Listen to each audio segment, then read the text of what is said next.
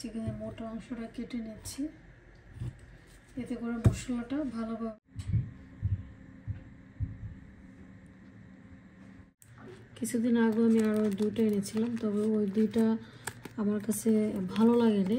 Rosemary আর castor oil আর দুইটা একসাথে add করা, দুইটা সেপারেট ভাবে। আসসালামু আলাইকুম, গুড মর্নিং, সবাই কেমন আছেন? আলহামদুলিল্লাহ আমরা সবাই ভালো আছি। তো এখন হচ্ছে আমি সবার জন্য ব্রেকফাস্ট রেডি করব। ওভেনগুলো আমি ব্রেড টোস্টারে গরম দেব।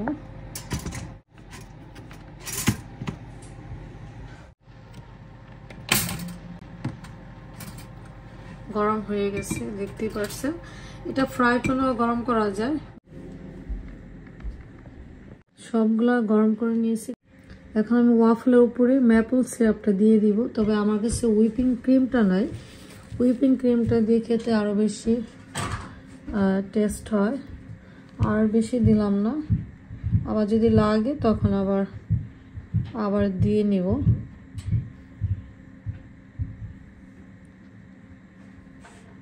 এখন হচ্ছে ব্রেকফাস্টটা আমরা এনজয় করব। আপনারা আমার সাথে থাকবেন, দেখতে থাকবেন।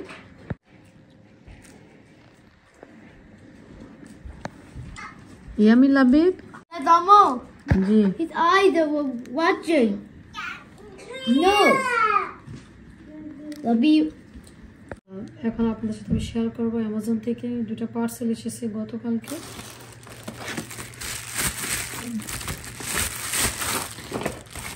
এই বেল্টটা এনেছি আমার জন্য, যেহেতু আমার সি সেকশনে 3টা বেবি হয়েছে।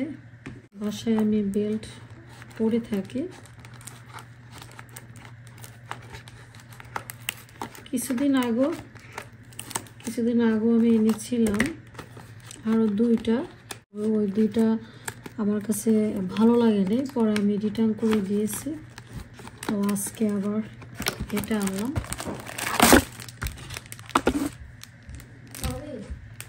জি,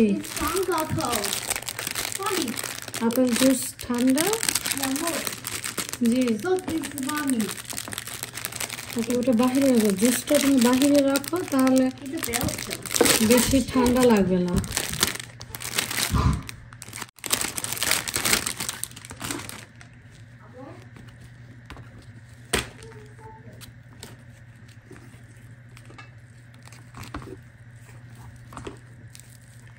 এবার এনেছি আমি এই কালারটা।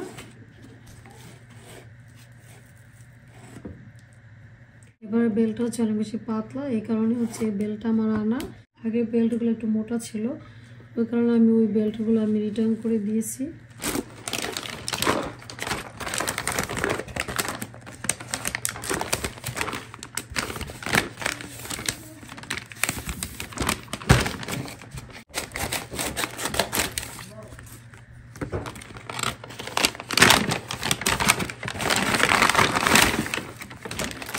এগুলো হচ্ছে তেলাপোকার মেডিসিন।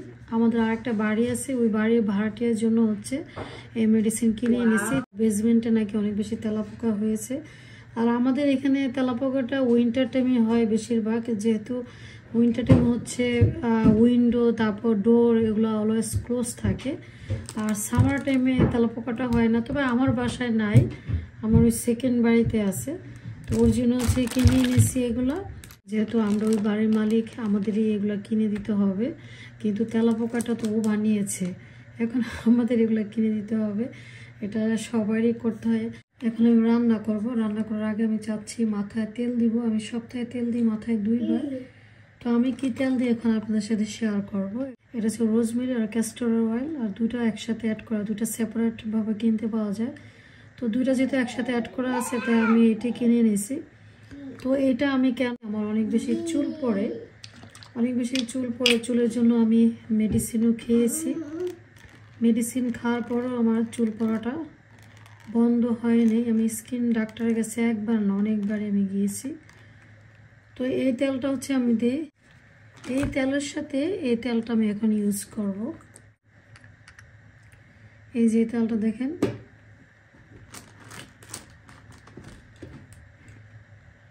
খুবই আমি পরিমাণ মতন আমি দিয়ে দিচ্ছি।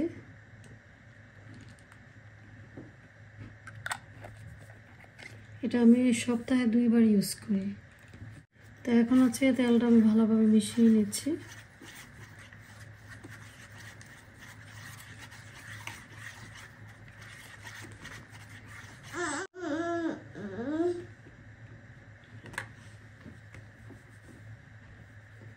চুলের গোড়ায় হচ্ছে আমি দিয়ে দিচ্ছি। এই তেলটা ইউজ করার পরে চুল পড়া আমার অনেকটাই কমে গেছে। চাইলে আপনারা এই তেলটা ইউজ করতে পারেন। তেলটা কিনেছি বার্লিংটন থেকে, এটা অ্যামাজনেও পাওয়া যায়। আগে যে অনেক বেশি চুল পড়তো, অনেকটাই কমেছে। যাদের বেশি চুল পড়ে এই তেলটা আমি মনে করি ইউজ করলে হেল্প হবে, অনেক হেল্প হবে। এখন আমি লাভি ফ্রাইমে তান্দুরি চিকেন বানিয়ে দিব। আর চিকেন লেগগুলো আমি ভালোভাবে ক্লিন করে নিয়েছি। তারপরে কিছু ফ্যাট আছে, সব ফ্যাট যদি উঠাতে যাই চিকেন ছিঁড়ে যায়। তো এখন আমি কি করব, চিকেন লেগের মোটা অংশ এগুলো আমি কেটে নিব। তো আপনারা আমার সাথেই থাকবেন, দেখতে থাকবেন। চিকেনের মোটা অংশটা কেটে নিচ্ছি, এতে করে মশলাটা ভালোভাবে চিকেনের ভিতরে মিশে যাবে।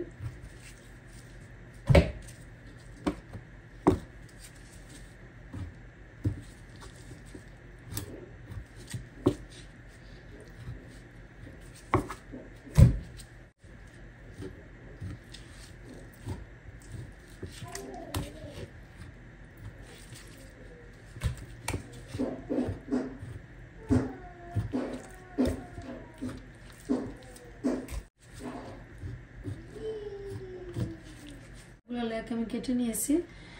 আর এই যে অফ ক্যামেরাতে তান্দুরি চিকেনের মশলাটা আমি অফ ক্যামেরাতে ম্যারিনেট করে নিয়েছি। আমি অনেকবারই এটা শেয়ার করেছি। লাবিব চলে এসেছে খাওয়ার জন্য।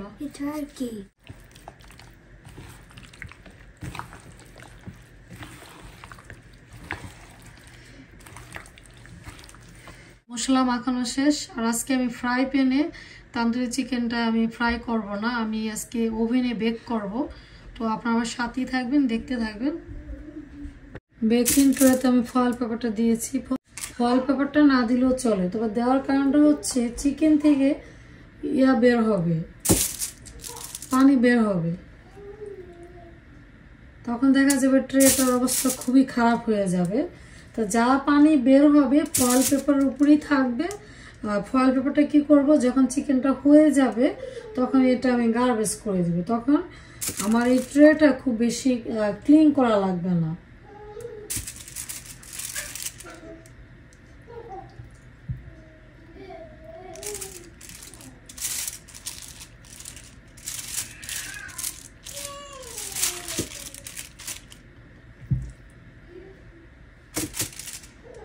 দিয়ে 400 ডিগ্রিতে চিকেনটা আমি বেক করব। 20 মিনিট পর আমি আবার ওপেন করে দেখবো। আরেক সাইড আমি চিকেনটা উল্টিয়ে দিতে হবে। তান্দুরি চিকেনে এক্সট্রা মশলাটা আমি ইউজ করব তান্দুরি চিকেনে পরে। ওভেনে তান্দুরি চিকেন বেক করলে দেখা যায় ড্রাই হয়ে যায়। তো যখন আমি চিকেন উল্টিয়ে দিব তখন চিকেন মশলা আমি ব্রাশ দিয়ে দিব। তো আপনারা আমার সাথেই থাকবেন, দেখতে থাকবেন। তান্দুরি চিকেন দেখেন কত সুন্দরভাবে হয়েছে। তো এখন হচ্ছে আমি সার্ভ করব সার্ভিং ডিশে।